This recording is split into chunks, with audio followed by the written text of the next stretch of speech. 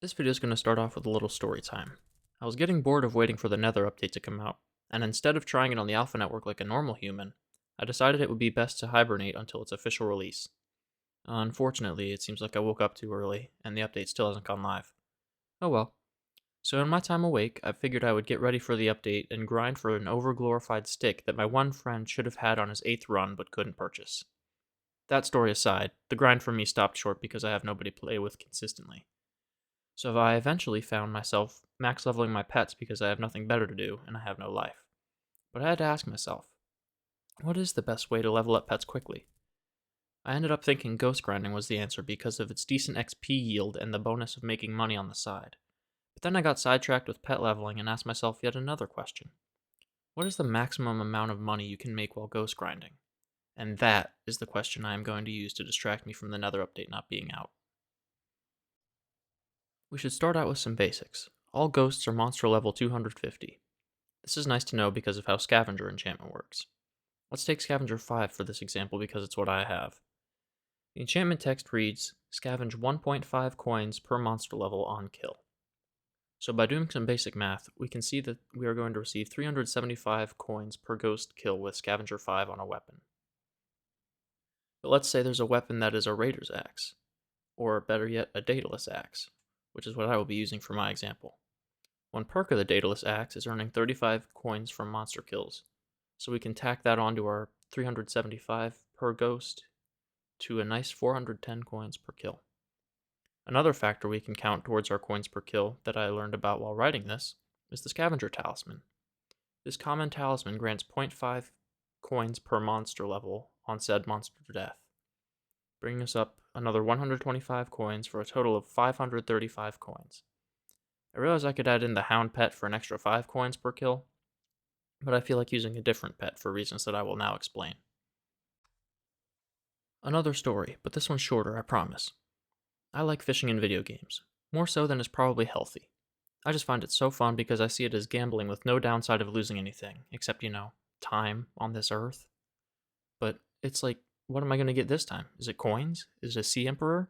Is it just another useless fish? But even that useless fish still sells for coins and gets you closer to the next fishing level. Not in my case, but you get the point. Okay, story over, and I swear it had a point. Point being the Megalodon pet. Though it is a fishing pet, its level 100 perks are pretty nice. Base stat add-ons of 50 strength, 10 magic find, and 5 ferocity make it sound like a good candidate for the job of ghost grinding effectively. And with the blood scent and feeding frenzy perks, this boy is a star student in my eyes. You can thank him by giving him either a Reaper Gem for more ferocity or a Lucky Clover for Magic Find.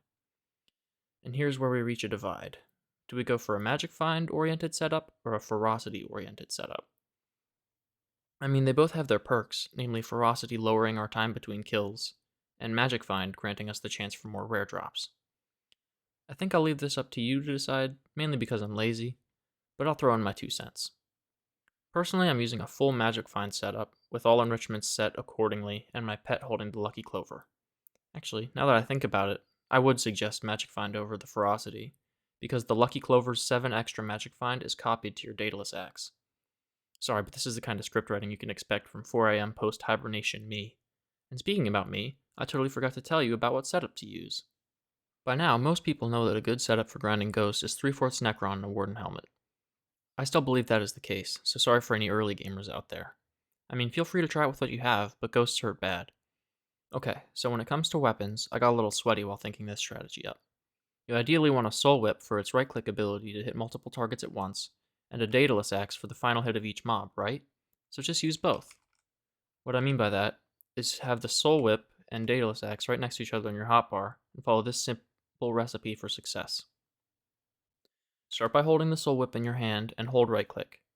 Then, as soon as the ability activates, scroll to your Daedalus Axe and hold it until the Soul Whip's ability particles are gone. What this does is treats the Soul Whip ability with Daedalus Axe properties, thus giving the bonus coins on kill. Over time, you will start to get a feel for the timing when the ability activates and when you can switch to your axe, and then back to the whip. This might take some time to get used to, so feel free to hold right-click with the Soul Whip and get a feel for the time in between activations. Ideally, you want to swap weapons as soon as you hear the hiss noise from the whip, and hold the axe until the particles hit the ground. You can confirm for yourself that you are getting the kills with the Daedalus axe by putting a rune on it, and if said rune effects appear on kill, you're reaping the rewards.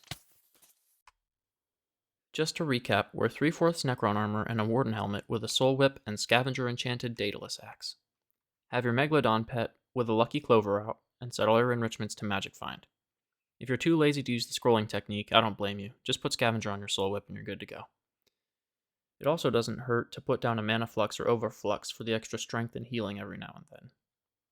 With all this combined, you should be getting around 500 coins per kill, which happens every few seconds. Again, as I mentioned in the beginning, this was just a video I threw together to bide my time waiting for the Nether update, so feel free to expand upon the information I have given you and tweak it to your own liking. Anyways, thank you all for watching, see you next time.